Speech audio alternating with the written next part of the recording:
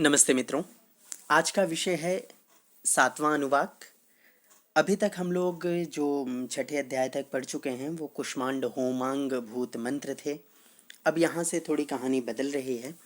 यहाँ छठे अनुवाक में आप लोगों ने अंगभूत मंत्रों को पढ़ा है और अब कुष्मांड होम का विधान व्यक्त किया जा रहा है।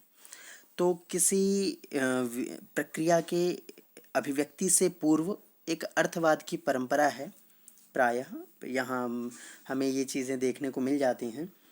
तो आरण्यकों में इस तरह का है। तो वहाँ अर्थवाद के रूप में एक आख्यायिका का एक आपको यहाँ पर दिग्दर्शन होगा। सामान्य रूप से आपको इस आख्यायिका का एक अभी हम लोग शब्द से अर्थ निकालने की तरफ भी बढ़ेंगे, लेकिन एक कहानी को समझ लीजिए। ऐसा है कि जो वात अश्ना ऋषय ऐसे करके हैं, तो मेरे हिसाब से ये ऋषि विशेष हैं, ये वात ही है जिसका अशन भोजन, ऐसे ऋषियों का वर्णन है ये। तो मतलब वो बहुत दिव्य हैं और वायु के आश्रित ही जीते हैं और मतलब वो वायु का ही भोजन करते हैं, ये भाव है यहाँ पर। तो ऐसे ऋषियों के पास कुछ तपस्वी आते हैं और वो उनसे जानना चाहते हैं किसी विशेष प्रयोजन को, किसी अर्थ को। यहाँ पर वो प्रयोजन अभिव्यक्त नहीं है, तो यहाँ पर सीधा अर्थमायन ऐसा करके प्रयोग किया गया है, जिसके अर्थ के लिए आए इस तरह का अर्थ निकलता है। तो अब उस अर्थ से क्या अर्थ है ये अस्पष्ट है। तो निश्चित ही एक ऋषि के पास दूसरा ऋषि आ रहा है तो कोई श्रेष्ठ अर्थ ही होगा, सामान्य तो नहीं होगा। धन इत्यादि का तो मुझे नहीं लगता कि कोई इस तरह का बात होनी चाहिए। तो इस कंडीशन में जब वो उनके पास आ रहे हैं और वो समझ जाते हैं कि अच्छा ये जो वात अश्ना ऋषि हैं वो समझ जाते हैं कि अच्छा ये लोग अर्थ को उद्देश्य करके आ रहे हैं, या तो वो वहाँ से अंतर्ध्यान हो जाते हैं। यहाँ पर बीच में जो कहानी है वो सामान्य रूप से बुद्धिगम्य नहीं हो पाती, क्योंकि अब यहाँ कहते हैं कि कुष्मांडानी अनुप्रविशु, मतलब वो कुष्मांड संज्ञक जो मंत्र विशेष हैं या मंत्रवाणी हैं उसके अंदर प्रविष्ट हो गए, अर्थात वो दिव्य हैं, सूक्ष्म शरीर हैं, वायु का ही ग्रहण करते हैं, इतने परिशुद्ध हैं कि मंत्रमय हो गए, इस तरह का इसका अर्थ लिया जा सकता है।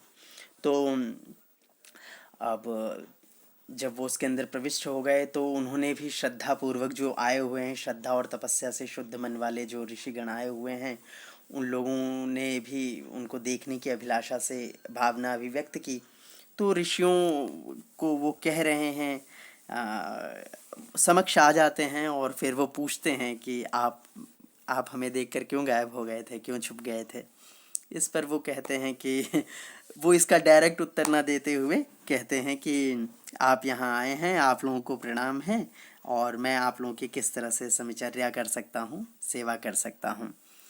तो इस तरह की बात करते हैं। और जो वो वात रचना ऋषि हैं उनसे जो दूसरे आए हुए तपस्वी जन हैं वो पूछते हैं कि आप हमें कोई ऐसा मार्ग बताएं जिससे हम लोग पाप विहीन हो जाएं, शुद्ध हो जाएं, श्रेष्ठ हो जाएं, इस तरह की बात वो कहते हैं।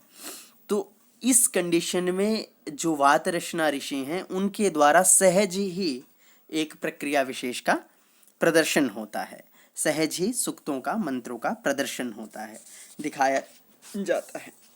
और उसमें वो बताते हैं कि आप ये जो कुष्मांड यज्ञ है इसको इस पद्धति से ऐसे ऐसे करें तो आपको इसका लाभ मिलेगा, इससे आपके पाप खत्म हो जाएंगे और भ्रूण हत्या संबंधी भी जो पाप हैं वो भी नष्ट हो जाएंगे और आप मुक्त हो जाएंगे, इस तरह की वो बात कहते हैं।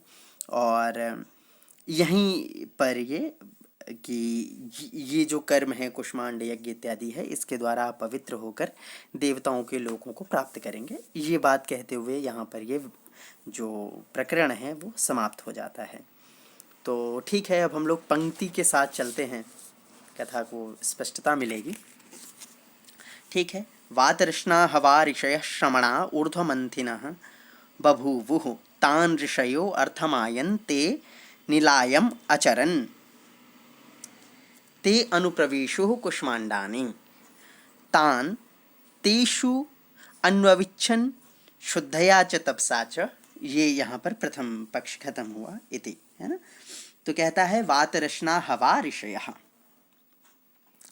तो कैसे हैं कि वातरश्ना ऋषयः, जो ये जो वातरश्ना संबंधी जो ऋषिगण हैं वो श्रमणा तपस्वी और कैसे हैं, श्रमणा हैं और ऊर्ध्वमथिनः ऊर्ध्वरेतस हैं, तेजस्वी हैं, ऊर्ध्वगामी हैं, ऐसे हुए हैं ये, ठीक है, बभूवुः। अच्छा, तान, उनके पास क्या हो रहा है, तान ऋषयः अर्थमायन, है ना। तो उन ऋषियों के पास कुछ प्रयोजन लेते हुए कुछ अन्य ऋषि आए हैं। अच्छा, ते, अब इस कंडीशन में जब वो आए हैं तो क्या हुआ, तो वे जो ते नीलयाम अचरन, तो नीलायम अचरन, वे जो वातरश्ना ऋषिगण हैं वो कहीं छुप गए, ये भाव निकला, अंतर्ज्ञान हो गए, सूक्ष्म शरीर वाले हो गए, क्योंकि वो तो वातरश्ना है ही, पहले से ही वो वायु तुल्य हैं, इस तरह की भावना है। तो अब फिर वो कहाँ कहाँ वो सूक्ष्म रूप से प्रविष्ट कहाँ हुए ये बताता है। तो कुछ कह रहा है कुष्मांडानी अनुप्रवेशुः, वो कुष्मांड संज्ञक जो मंत्रवाणी है, मंत्रवाणी है, उसमें प्रविष्ट हो गए, अर्थात मंत्रमय हो गए, ये भाव है। अब अन्य जो ऋषियों ने क्या किया, तो कहता है तेषु अन्वविन्दत् श्रद्धया च तपसा च। तो अब उन ऋषियों ने क्या किया, श्रद्धया तपसा च, श्रद्धा पूर्वक और तपस्या से शुद्ध मान वाले होकर, तान, है ना, उन वातरश्ना ऋषियों को, तेषु, उस कुष्मांड नामक मंत्रों में, अन्वविन्दत्, प्रत्यक्ष रूप से देखा या जाना, है ना। इस तरह से उन लोगों ने समझा कि हाँ ये मंत्रमय हो गए, इस तरह से उन लोगों ने मंत्रों के स्वरूप में ही उन ऋषियों को देखा। तो ऋषियों मंत्र दृष्टारः, और ऋषि और मंत्र में अभेद की स्थिति यहाँ दिख रही है ना, देख रहे हैं ना। तो इसी क्रम में आगे चलते हैं। कहता है तान ऋषयो अब्रुवन् कथा। अच्छा, तान ऋषयः अकथयत्, क्या कथा, वही क्या उन्होंने कहा कि जो वातरश्ना ऋषियों से अन्य ऋषियों ने क्या कहा, हे वातरश्ना जो ऋषि हैं, कथा, किस कारण से, नीलायम चरथ, है ना, नीलायम चरथ इति, तो किस कारण से आप छिप गए हो। तो उन ऋषियों ने क्या कहा, वो कहते हैं ते ऋष्यन् अब्रुवन् नमो वो स्तु भगवन्तः। तो अब वहाँ पे उन्होंने वो बताया नहीं, रीज़न नहीं बताया, सीधा बात बदल रहे हैं। क्या कहते हैं, भगवन्तः, हे ऐश्वर्य संपन्न ऋषियों, वह नमः अस्तु, आप लोगों को नमस्कार है। ठीक है, उन्होंने ये रीज़न नहीं बताया कि वो क्यों छुप गए, और सीधा उन्होंने प्रणाम निवेदित कर दिया। इसके बाद क्या कहते हैं, तो कहते हैं अस्मिन् अस्मिन् धामनि केन वह स्पर्याम इति, है ना। तो कहता है इस स्थान में केन, किस प्रकार से, वह मतलब आप लोगों की, सपर्याम परिचर्या सेवा हम लोग करें, ये प्रश्न करते हैं वो, कि आप बताइए, आप लोग देख ही लिए हैं कि हम लोग कुष्मांड मंत्रवाणी में अनुप्रविष्ट हो गए थे, और आप लोगों ने अपने श्रद्धा और तप के प्रभाव से ये देख ही लिया कि हम लोग उसमें हैं ही। तो अब आप लोग आ ही गए हैं, आप लोगों ने प्रश्न पूछ भी लिया है, लेकिन हमने प्रश्न का उत्तर तो दिया नहीं, एक मर्यादा है, तो उस मर्यादा के अनुरूप वो उनको नमस्कार अभिव्यक्त करते हैं, और उसके बाद फिर वहाँ पर क्या करते हैं कि इस स्थान पर हम आपकी किस तरह से सेवा करें, ये वो अपना प्रश्न वहाँ पर निवेदित करते हैं। तो ये एक शिष्टाचार की प्रक्रिया है। आगे के क्रम को समझते हैं। हाँ, तान ऋषयो अब्रुवन पवित्रन्नो ब्रूत, ठीक है, उन वात ऋषियों से ऋषय, अन्य ऋषियों ने क्या कहा, अब्रुवन कहा, क्या, ये न, जिस साधन से, अरेपसः स्याम, है ना, जिस साधन से हम क्या हो जाएं, येन अरेपसः स्याम इति, इति तक आइए। तो तान ऋषयो अब्रुवन पवित्रन्नो ब्रूत येन अपरे अरेपसः स्याम इति, तो येन अरेपसः स्याम इति पवित्रं नः ब्रूत, जिस साधन से हम पाप रहित हो जाएं, ऐसे पवित्र शुद्धिकरण के मार्ग को न हम लोगों के लिए ब्रूत कहो। ये उन ऋषियों ने वातृष्णा ऋषियों से निवेदित किया। तो इसके आगे कहता है त एतानि सुक्तानि अपश्यन। सहज ही जो वातृष्णा ऋषि हैं उनके अंदर से वो स्वाभाविक ही ये जो मंत्र सूक्तों का स्वरूप है अपश्यन दर्शन किया गया, सहज ही उनके द्वारा अभिव्यक्त हो गया। उन्होंने इसके लिए प्रयत्न नहीं किया। अर्थात क्यों? क्योंकि मंत्र और उन वातृष्णा ऋषियों में अभेद की स्थिति है, दोनों एक जैसे हो गए हैं, इतने शुद्ध हो चुके हैं। तो कहते हैं कि हाँ, यहाँ पर हाँ देखियो, यद देवा देवेन हेडनम यद दिव्यन ऋणम अहम बभूवा युष्टे विश्वतो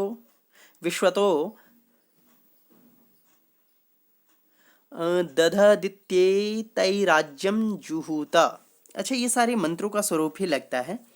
तो इसको देखिए कि अब वो बता रहे हैं कि आप किस तरह से प्रयोग कीजिएगा, उन ऋषियों को बता रहा है कि आप किस तरह से इनका प्रयोग कीजिएगा।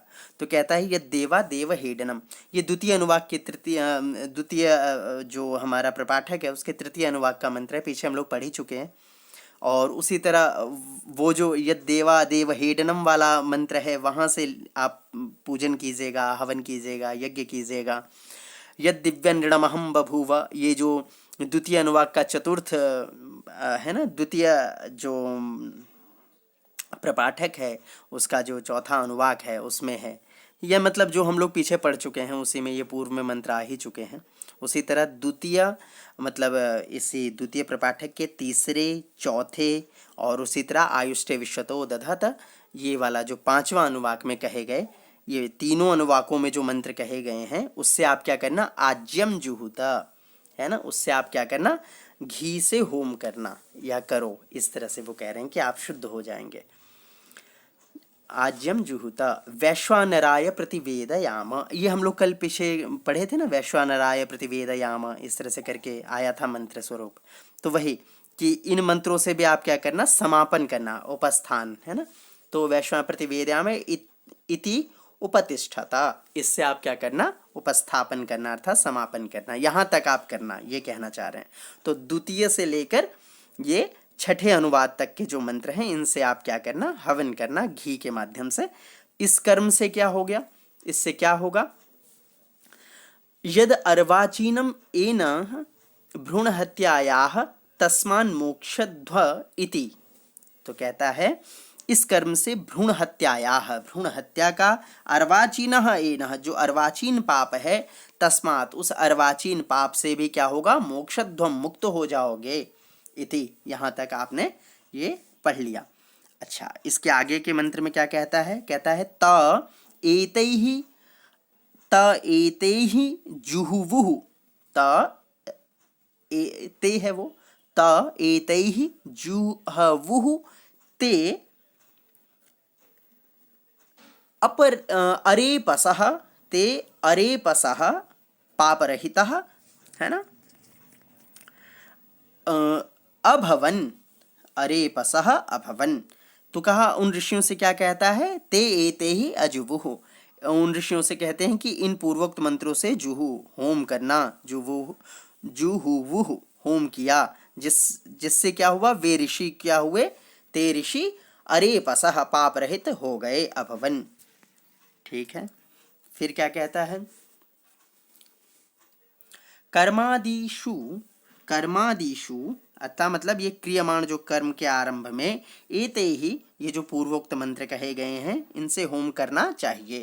कर्मादिषु एते ही जुहुयात, करना चाहिए, है ना, कर्म के आरंभ में इन उपयुक्त मंत्रों का प्रयोग करते हुए यज्ञ करना चाहिए। क्यों, इससे क्या होता है, पवित्रता आती है।